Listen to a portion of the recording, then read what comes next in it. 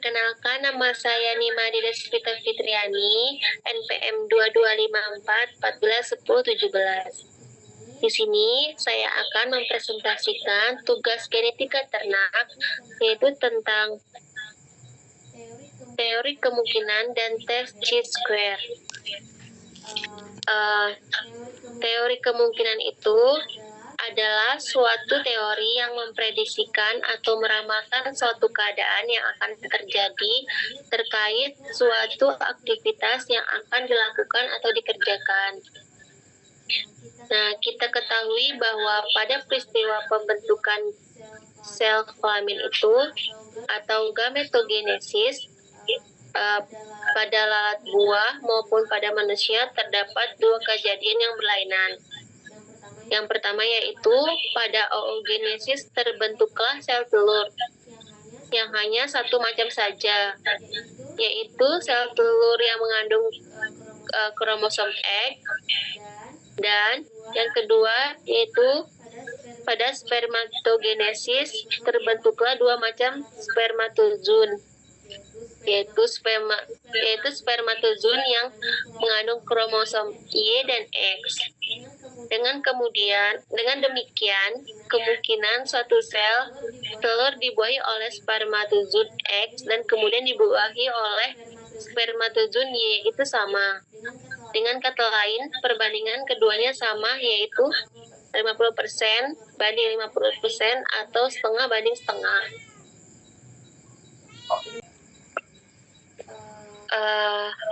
Terus teori kemungkinan ini juga dapat digunakan jika kita melemparkan suatu mata uang ke udara. Terus kemungkinan kita mendapatkan sisi yang bergambar adalah setengah. Sedangkan kemungkinan mendapatkan sisi yang tidak bergambar itu setengah juga. Kemudian ada teori probabilitas. Itu merupakan teori yang digunakan untuk membuktikan kemungkinan yang akan terlihat sebagai akibat dari perlakuan yang diberikan terhadap subjek penelitian. Nilai probabilitas berkisar pada angka 0 sampai 1. Peristiwa yang pasti terjadi memiliki probabilitas 1. Nah, sedangkan peristiwa yang tidak pasti terjadi itu memiliki probabilitas 0. Selanjutnya ada tujuan teori kemungkinan. Untuk meningkatkan pemahaman mengenai kualitas penyebaran pewarisan sifat yang terjadi dalam perkawinan atau persilangan. Jenkins 1983 mengukakan bahwa tujuan mempelajari teori kemungkinan itu adalah untuk memberi pasangan suami istri untuk menghitung atau memprediksi kemungkinan anak mereka di masa yang akan datang apabila mereka memiliki anak. Selain itu, dinyatakan bahwa pengetahuan mengenai teori kemungkinan sangat berguna bagi para konsultan genetik yang menghadapi permasalahan genetik berkaitan dengan kemungkinan keturunan yang akan terjadi apabila perkawinan atau persilangan.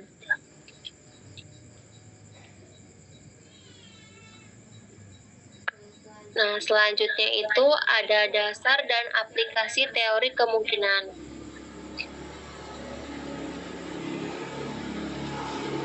Penentuan perolehan rasio genetik menurut Strick-Berbager 1976 itu menyatakan bahwa tergantung dari hukum atau ketentuan mengenai teori kemungkinan yang ada. Selanjutnya dikatakan bahwa hukum atau ketentuan teori kemungkinan terdiri atas dua ketentuan, yaitu yang pertama, ketentuan atau hukum yang berkaitan dengan pengukuran kemungkinan yang akan terjadi dari proses penggabungan dua atau lebih perlakuan bebas yang dapat berkolaborasi atau dapat bergabung atau berinteraksi. Nah, yang kedua itu ada hukum atau ketentuan yang berkaitan dengan kemungkinan yang akan terjadi atau ditimbulkan apabila dua atau lebih perlakuan yang berbeda tidak dapat bergabung atau berkolaborasi.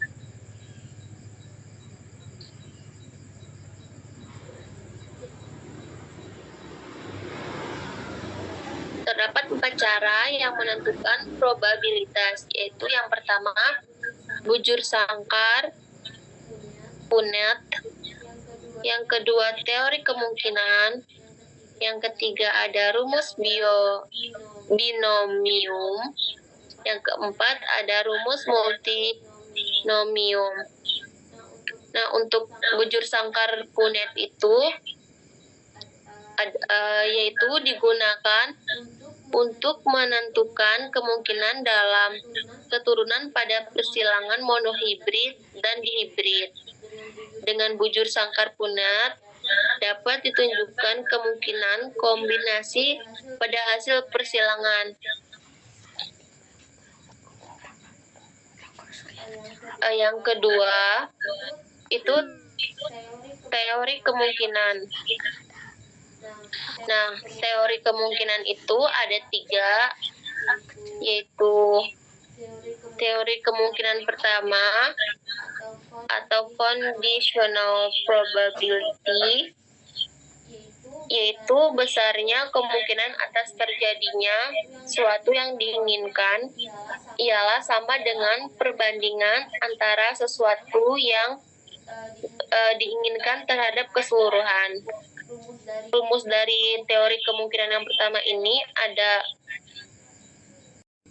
rumus teori kemungkinan yang ketiga, itu dengan rumus K buka kurung X atau Y sama dengan KX plus KY, dengan keterangan K X atau Y yaitu besarnya kemungkinan terjadinya peristiwa X atau peristiwa Y. Kalau KX itu besarnya kemungkinan terjadinya peristiwa X. Nah, kalau KY itu besarnya kemungkinan terjadinya peristiwa Y. Dan untuk contoh dari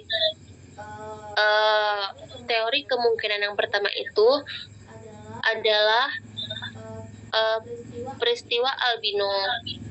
Yang kedua, untuk teori kemungkinan yang kedua itu ada contohnya pada peristiwa buta warna. Dan untuk contoh dari teori kemungkinan yang ketiga itu adalah peristiwa tanaman kacang ercis.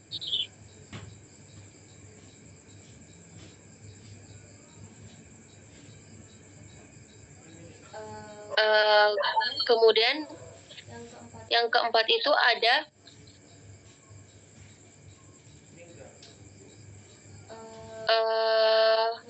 rumus binomium, yaitu untuk mencari kemungkinan dengan cara yang lebih mudah adalah dengan menggunakan rumus binomium.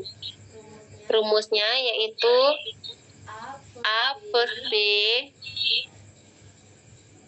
terus dikali N, dengan keterangan A dan B yaitu kejadian yang terpisah. N itu banyaknya percobaan.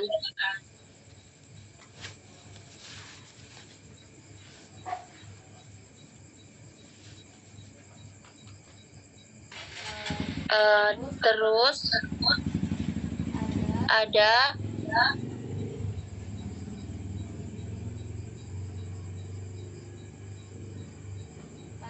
ada rumus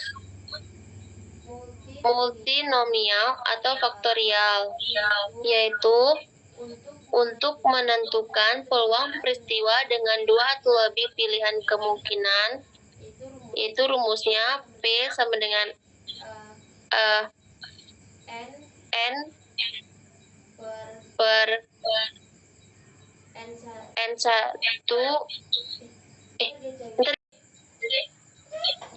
Nah, setelah rumus binomium itu ada rumus multinomial atau faktorial. Nah, untuk menentukan peluang peristiwa dengan 2 atau lebih pilihan kemungkinan, rumusnya itu P sama dengan N per N terus di per PS Q pangkat T. Nah, keterangannya itu A dan B itu ada P itu probabilitas atau kemungkinan, N itu jumlah keseluruhan peristiwa yang terjadi atau N sama dengan N faktorial, S itu jumlah peristiwa P, T itu jumlah peristiwa Q, dan P dan Q itu kemungkinan dari kejadian yang terpisah.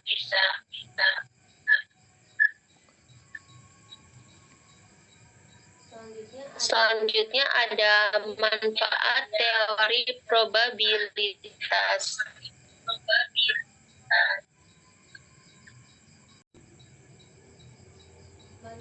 Manfaat teori probabilitas. Manfaatnya itu dalam kehidupan sehari-hari kita jumpai banyak peristiwa di mana kemungkinan mengambil peranan penting. Beberapa contoh hal tersebut itu sebagai berikut.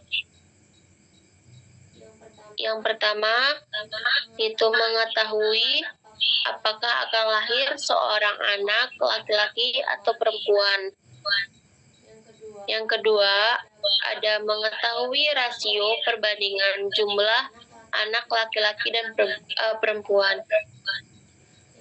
Yang ketiga, mengetahui keturunan albino, buta warna, dan lain-lain pada seseorang.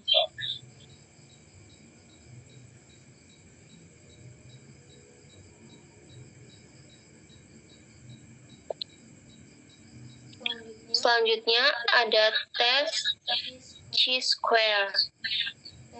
Tes chi-square adalah tes yang dilakukan untuk mengevaluasi antara hasil pengamatan yang dilakukan dengan perkiraan dari hasil percobaan yang diharapkan.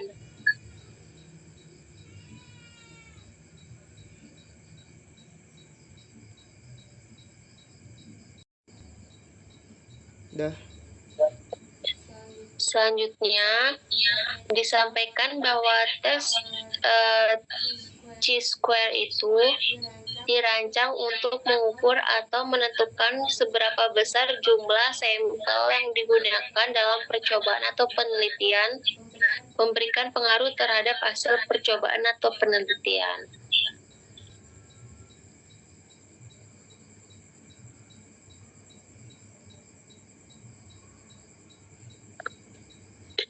Nah, tujuan dari tes chi-square itu untuk memberikan gambaran secara rasional dan empirikal hubungan antara hasil penelitian dengan hasil yang diharapkan secara teoritis dan membantu penelitian dalam menjawab hipotesis yang ditentukan secara kuantitatif.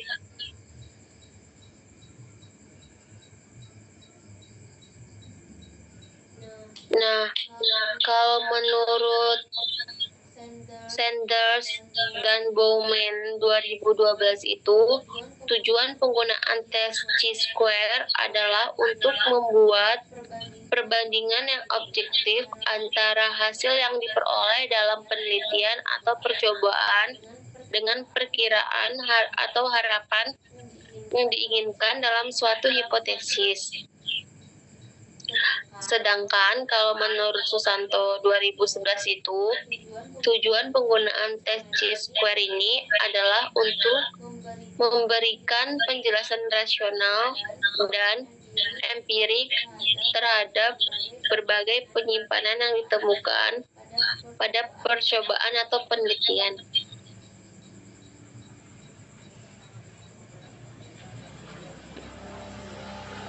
Selanjutnya ada prinsip chi-square. Ada 3 prinsip chi-square, yaitu yang pertama distribusi normal, yang kedua ada prinsip statistik, yang ketiga ada derajat bebas. Nah, prinsip distribusi normal itu adalah prinsip yang diperlukan serta dipahami dalam menggunakan tes chi-square adalah adanya distribusi normal. Distribusi normal ini digambarkan dengan kurva distribusi, memberikan gambaran mengenai posisi saat besarnya berhubungan antara hasil percobaan yang dilakukan dengan hasil yang diharapkan dalam percobaan.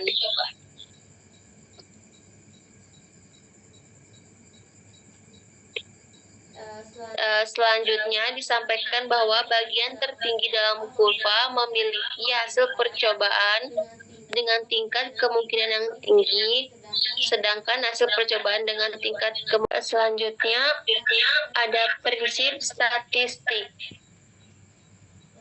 Dalam prinsip statistik ini ada 2 hal yang perlu diperhatikan, yaitu nilai hitung yang tergantung pada nilai hasil pengamatan O, nilai hasil yang diharapkan E, dan deviasi D. Kemudian ada nilai tabel, yaitu yang tergantung pada derajat bebas DF dan probability P yang bersangkutan. Untuk menguji HO yang berbunyi hasil pengamatan yang dilakukan sesuai dengan hasil yang diharapkan, sehingga terdapat 2 kemungkinan hasil uji HO, yaitu HO ditolak apabila hitung lebih dari nilai tabel. Kesimpulan dari pernyataan ini itu adalah terdapat faktor lain dari luar yang kebetulan ikut mempengaruhi persilangan, sehingga hasil pengamatan menyimpang dari hasil yang diharapkan. Nah, HO tidak ditolak apabila nilai hitung nilai tabel. Dan yang terakhir ada derajat bebas. Penggunaan tes chi-square dalam suatu percobaan genetik dilakukan dengan cara melakukan interpretasi terhadap nilai kemungkinan yang dimiliki oleh setiap percobaan. Proses interpretasi nilai kemungkinan yang dimiliki oleh setiap percobaan sangat tergantung pada derajat bebas yang dimiliki. Derajat bebas itu merupakan jumlah fenotip yang dihasilkan dari suatu percobaan dikurangi 1.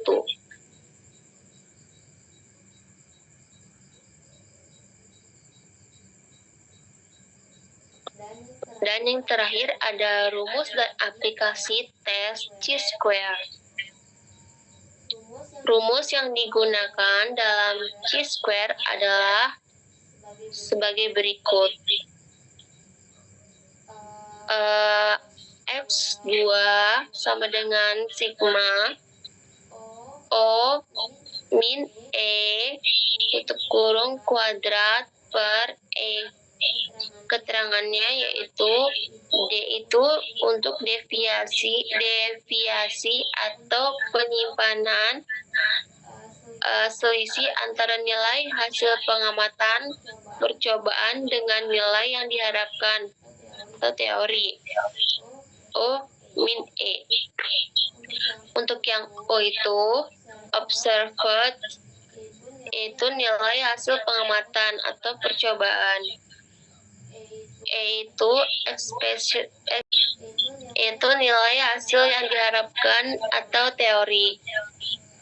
Kemudian sigma itu jumlah.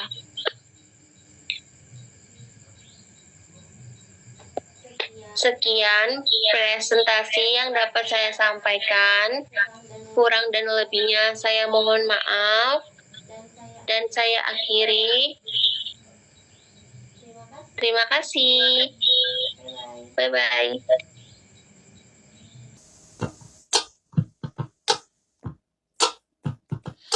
Ooh, baby, I love you. Yes, I do. Yes, I do. There ain't nothing I wouldn't do for you. We've been together for over 2 years. Now that it's over, it brings me to tears. Bye-bye, baby, baby, bye-bye. Bye-bye, baby, I said, baby, bye-bye. You see, I gotta be strong. I'm the kind of girl that can stand alone. Bye-bye, baby, baby, bye-bye. Bye-bye, baby, I said, baby, bye-bye. Now it's time for me to move on. So now it's over and through. I have no tears to shed for you. I won't cry, I said I won't cry.